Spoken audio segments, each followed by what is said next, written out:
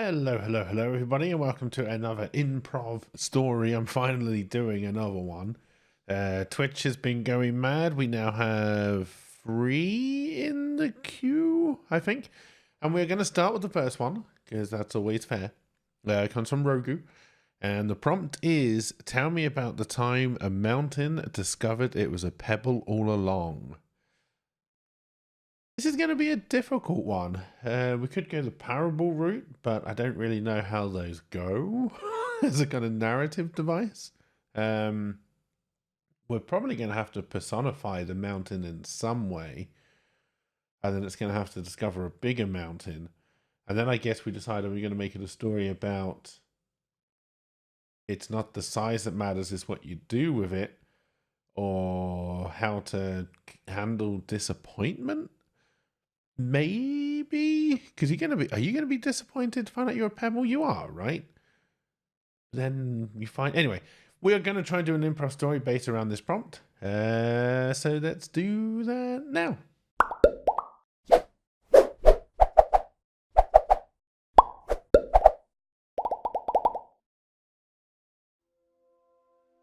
In the very early years of Pringalia, when the planet itself was being created out of the mess and goo and nonsense that is space and matter and antimatter and the gods' interference, there was a mountain. Well, he would become a mountain. He was not a god as such, but a kind of god creation to help with the formation of this planet of Pringalia.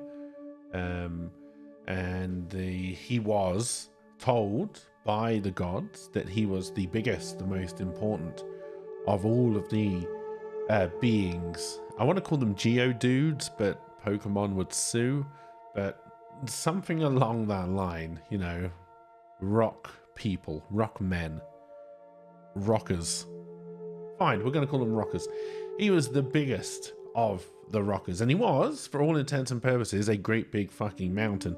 But he could walk, he could talk, and he was there to kind of calm and focus the magics of creation. Creation, it being a messy time, in whatever form. When it comes to the birth of a planet, if you like, in a world full of magic and mayhem and nonsense. Obviously, it's the gods who, they don't decide a planet is going to be created. They don't have that kind of power, but they are the ones who can see what nature is trying to do and then put their own spin on it, their own weave of control and ability for them to make this place their own, so they can, you know, bring it into their web of power, every planet being another node of power in any god's pantheon, if you like. So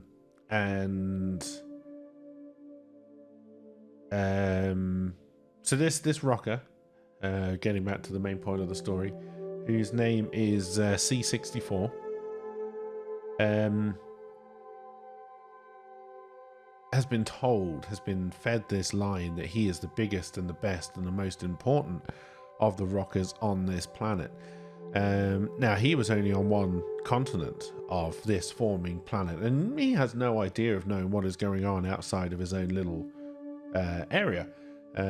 He's put in charge of one area. He has to create the land and the seas, and well, no, the sea is already there. Let's say that the sea is already there, and the rockers are sent down to create land masses.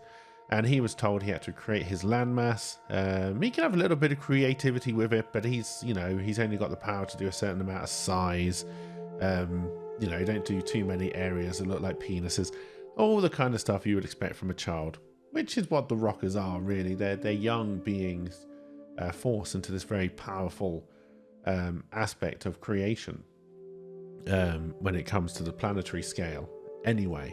They have nothing to do with life. This is literally just the kind of the soil, the earth, the crust, if you like, is what they form. They form the rocky outside onto which everything else can be created. Now, C64 was strange for a rocker in that he was the inquisitive type.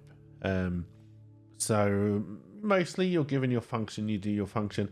Every now and again, something that has a function will decide that it's not what it wants to do. It wants to know more about what's going on in the outside world.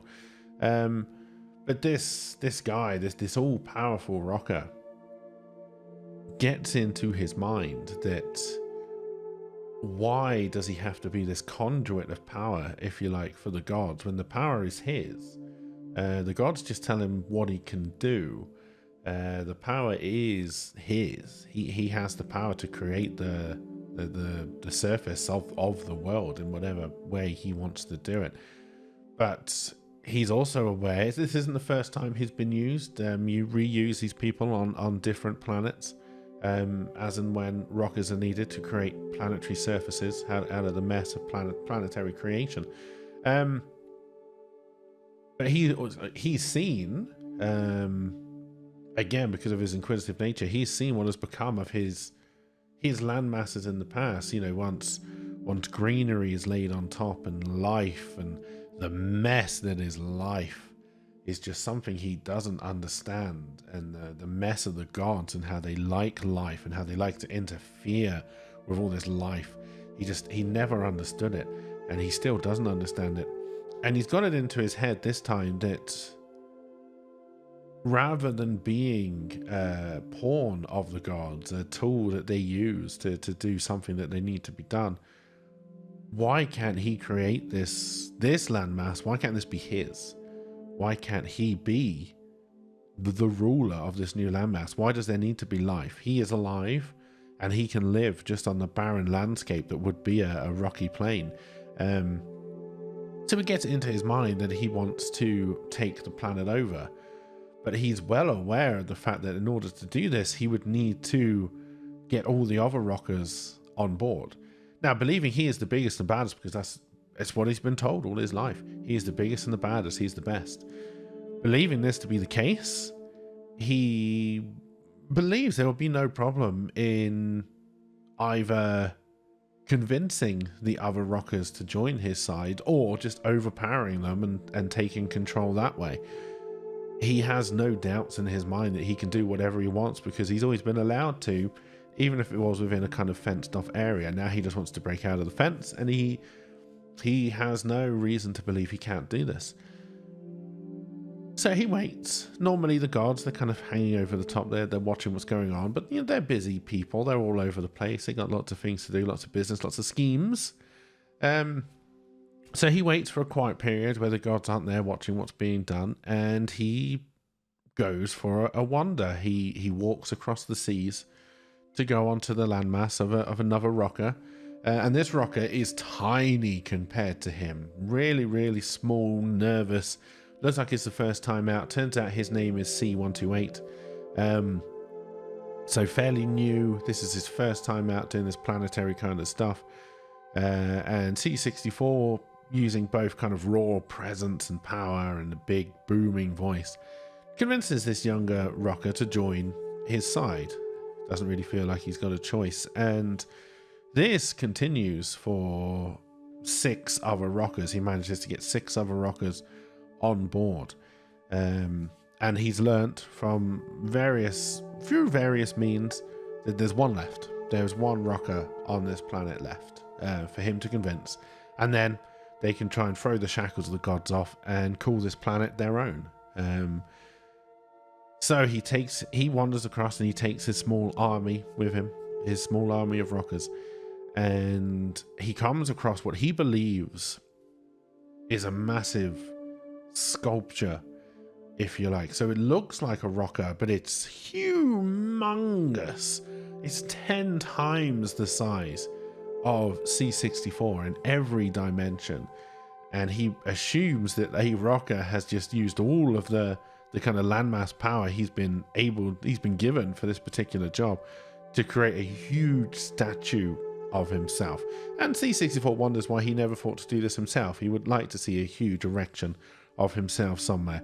In fact, he's never actually put mountains, which is what he looks like for, us earthlings. He's never put mountains on his landscapes. He's always done them fairly flat. He's never really thought to put a kind of grandiose statement of himself in one of his land masses.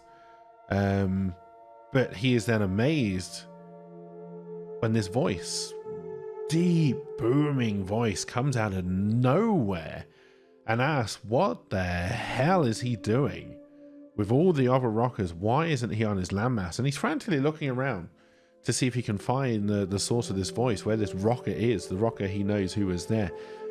And he sends his little minions off to look as well. And again, this big booming voice warns all the others that they should turn around, go back to their landmasses and do their jobs, or face punishments. To which C64 laughs. He is the biggest, he is the best.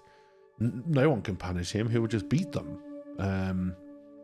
There's no other option. He will just win. That's who he is. That's what he will do. But he then finds out that this big thing that he thinks is a construction is a monument of some sort. It is obviously the rocker, and it's C1, the oldest of the rockers. And he is humongous, absolutely humongous. And even though, C64 decides, size isn't everything, he is still the most powerful. So even though this guy is big, real David and Goliath type story, although in this situation, David is also the ass. He can beat him. He might be big, but he can beat him. It'll be no problem at all. And then C1 just does a small thrum of power. And C64 feels this quake, this raw energy just flowing from this great big chunk of deep black stone. And C64 crumbles, not in a literal sense, but his resolve, his whole idea of who he is and what he is, and his pecking order, his standing in the pecking order is just thrown all out of whack. And the other C's, the ones he'd managed to convince to join his side, just all scamper away back to their place. They know where they belong. But C64 really doesn't know where he belongs anymore. He was the biggest. He was the best. He thought he was the most powerful. But that's clearly not true. And he hadn't even considered that was just a lie from the gods to make him feel better. Everybody's done it. Everybody's parent says you're the best. You're not. But everybody's parent says that kind of thing. And this idea had never really come across to him. But now he's gone against the will of the gods. He's failed. And he's now no longer sure if he can just go back to being C64, just another rocker who gets sent from place to place. He's not the best. He's not the most powerful. He's just another one in the line. He's just another tool in the cupboard. And he doesn't know if he can live like that. That's not what he's been. That's not how he sees himself. And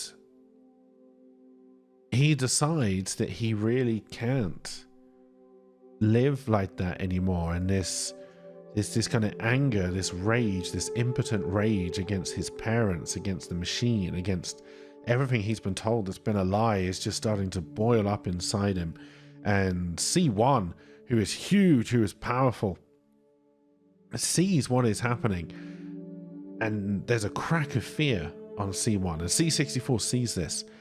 And he knows that the rage is the answer. So he digs deep into this really, really big rage. He is not happy. He's smaller than C1. And if he's smaller, the only way he can do this is to make more noise, be more angry. So he just gets angry and angry and angry. And all of a sudden, it all just explodes out of his top. Then this huge red, hot mess comes out of his top, and it's all splattering all over C1, and where the hot stuff touches C1, it burns through this huge uncracked rocker, and there's this huge angry energy, this huge angry power that just takes hold of him, and it sends a shockwave throughout space, throughout the little weaves that hold space together and link it all together for the gods to know what's going on. And they all rush back, and they see that this C64 has turned into something new, something of power of his own creation. And this is the key. He now is making his own power from this rage that he feels. I've made this a story about small man syndrome, and this isn't where I thought it was going, but that's where it's gone, so that's fun.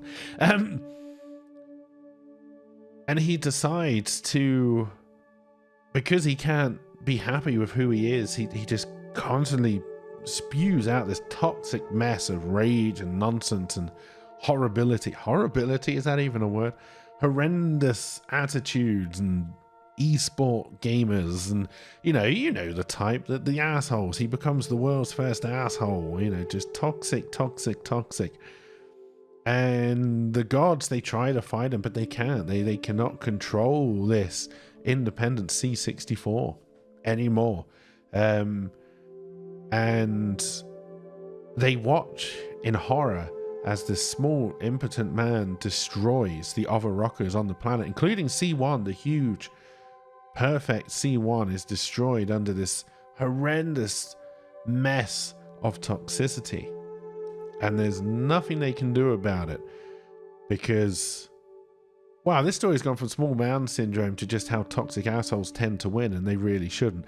And I think that's where we're going to end it, because it's been 16 minutes already, and this is all nonsense. Anyway, that is the time, a story about the time the mountain discovered it was a pebble all along, kind of. It was just a smaller mountain, but I'm going to accept that as pebble. The end. Anyway, I hope you enjoyed. If you feel like getting your own kind of recommendation in, you got to come and watch me on the Twitch. I almost said Twitters. On the Twitch at twitch.tv/pieceofcake. Earn your free points just by watching, then you can get your own story recommendation in. I'm also on the Twitters. I also have pieceofcake.com, where you can see my more thought out writing work, if that appeals. And I think that's about it. Have a good one, everybody, and I will see you all again soon. Bye for now.